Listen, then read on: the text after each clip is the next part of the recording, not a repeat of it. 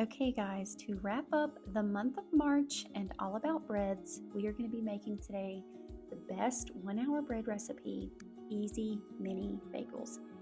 And I feel like this might be kind of deceptive, but I'm certainly not trying to be. But you can do them in an hour. You just have to make sure that you have a warm place for them to rise, etc., etc. So the first thing I'm doing here is in my stand mixer bowl, I simply added my flour. I used 1.5 cups of all-purpose flour there. You can definitely substitute bread flour if you'd like.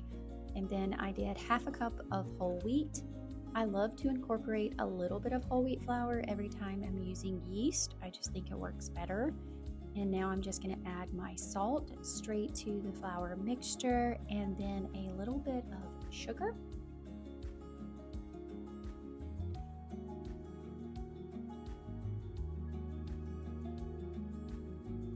And now we're going to be adding our yeast. Now in this video, I actually use instant yeast and you can add it straight into your dry ingredients from the packet. But I'm also going to talk to you a little bit about using a different type of yeast. I'm a huge fan of using active dry yeast as well. And I like to proof it before I put it into my mixture.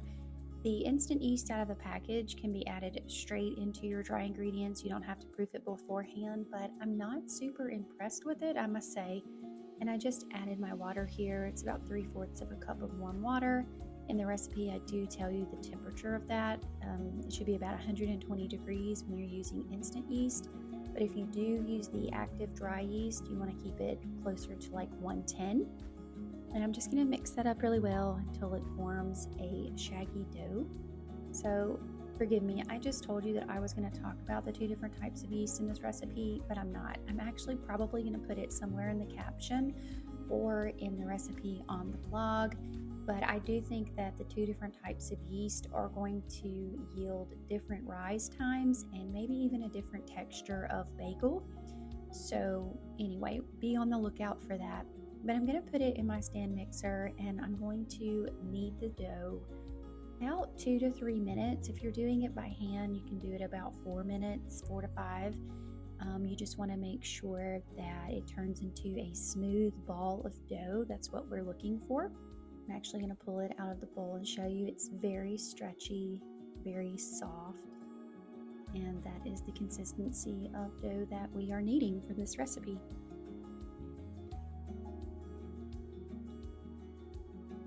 Now I'm just going to cover this dough in this bowl right here with some plastic wrap or a clean towel. I think I'm going to use both. And I need it to double in size. So I want it to sit there for probably a good 30 to 45 minutes. Again, this is going to depend, the time is going to depend on your rising situation, but I like to put it in a warm spot. And I think 30 minutes is sufficient. And on this dough today, it did not double in size, but it definitely rose and the bagels came out perfect. So you can just kind of judge it on your own. I did want to briefly talk about the inspiration for this recipe because bagels are a staple in the breakfast world, but where I live, we do not have fresh bagels, okay? And that doesn't mean that just because I can't get them that I don't crave this perfect fluffy piece of bread in the morning slathered with cream cheese. I love bagels. It just means that I don't have the option of running to a local bakery that in my area does not exist. So I have to make them at home. And that's how it is with a lot of things in the area that I live in.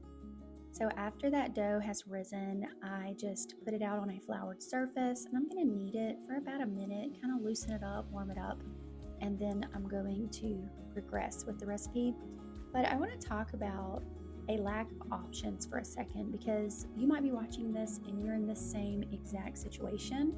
And it's actually called a food desert, okay? This is what my brother calls it. He lives in Denver, Colorado, and he has fresh food from every cuisine that you can think of at his fingertips.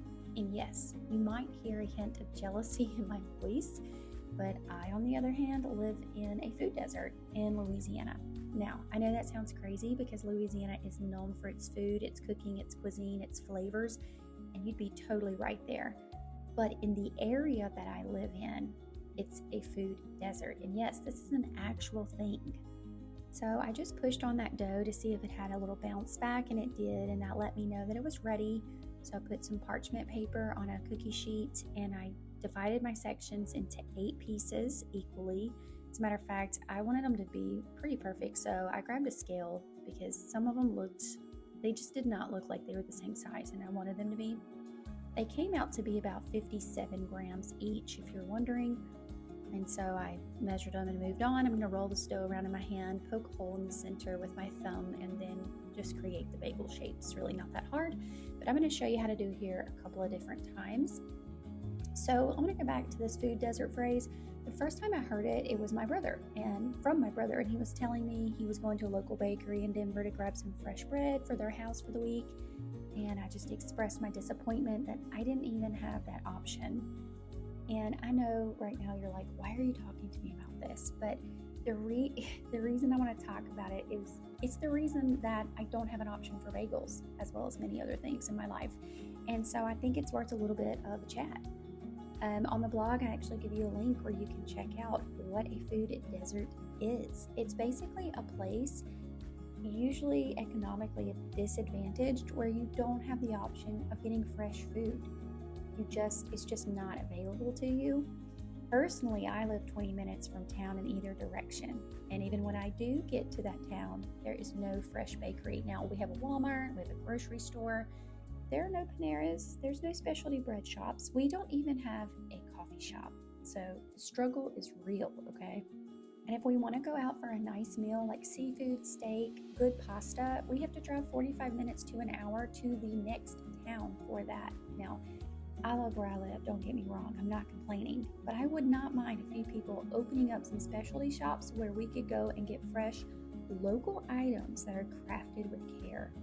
And who knows, I might be headed in that direction to offer that very thing to my community in the future.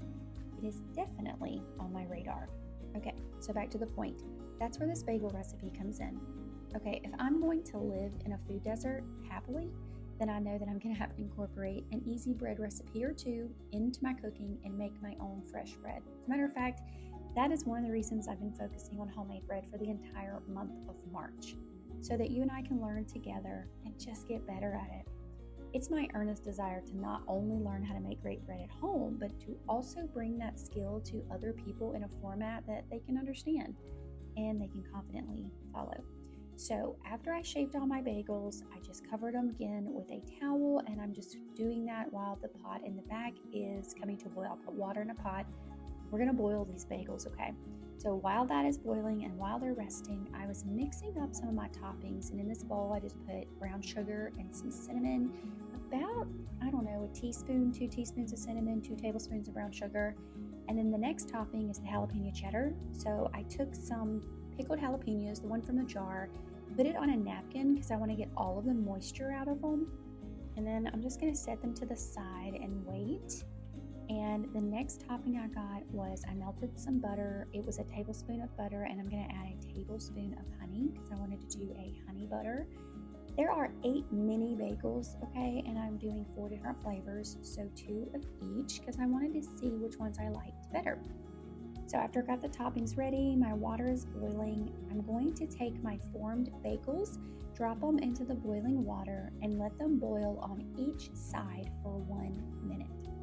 And then after they boil on 1 minute, and yes, I do time this, okay, I'm going to take them out, put them right back on the same cookie sheet with the parchment paper, and then repeat the process. And I only have 8 mini bagels, so I'm only going to have to do this twice. So back to teaching people how to make fresh bread. So that's why I've been focusing in the month of March on breads, and in my attempt to bake all of my favorite types of breads like rolls, sourdough, pretzels, I just could not leave bagels out because they are simply delicious, and you can flavor them any way your heart desires. So if you want to have a savory breakfast, you can add spices, meats, and cheeses.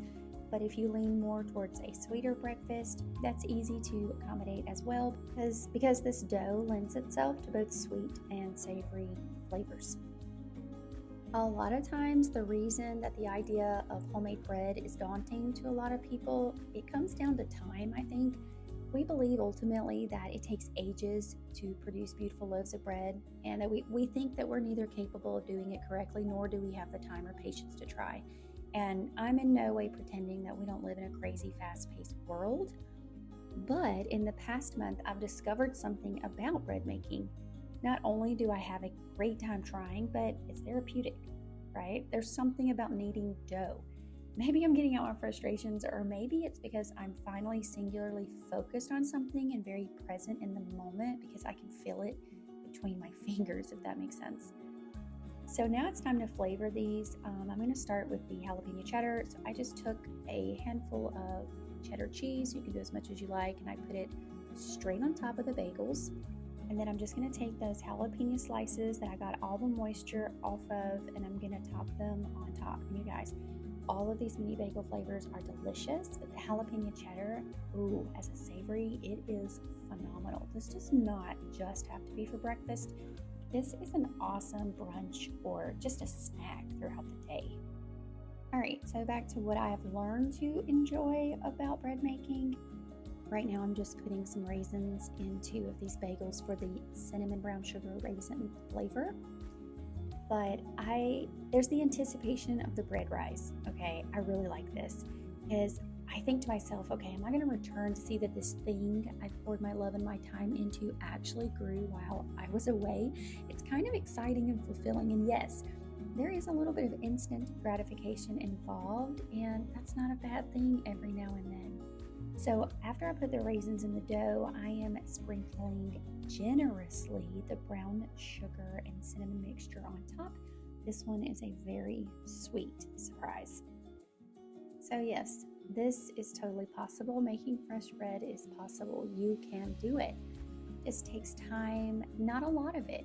It just takes a moment to try, and I'm here to try to help you try, if that makes sense. The next 2 bagels we're going to do, these are 2 more savory. This is everything but bagel seasoning, so you're going to get a nice crunch from the seeds, but also this has a nice touch of salt and garlic. This is so delicious, and like I said, there's nothing sweet about this one. This one is all savory, and it also happens to be the favorite of my oldest child and my husband. And I'm going to finish this batch with the honey butter. So I'm just brushing on that melted butter and that honey mixture. And when I pull these out of the oven on just these 2, I'm also going to drizzle another bit of honey. You'll see that in a minute.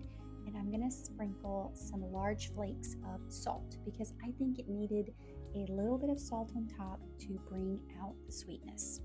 So after they've all been topped, I'm just going to put it in a 425-degree oven for 20 minutes. It doesn't take long at all, and there they are, guys. How amazing and delicious do they look? And here I am taking just the melted honey butter 2, and I'm putting another drizzle of honey on there. And you're not going to see it here, but I'm going to sprinkle that large flake of salt. And then I had to show you, I did the everything but bagel seasoning one, you know, the garlic and the seeds. I want to slather it in cream cheese and just show you how delicious this is and how delicious it looks. It is so beautiful. These would be perfect to serve to your guest. And if you're not a huge fan of cream cheese, that's totally okay. You can just use butter. Butter is delicious here. And the next day you can pop these in a toaster and toast them up and get them crispy. Look how amazing. And as always, I share with my neighbors.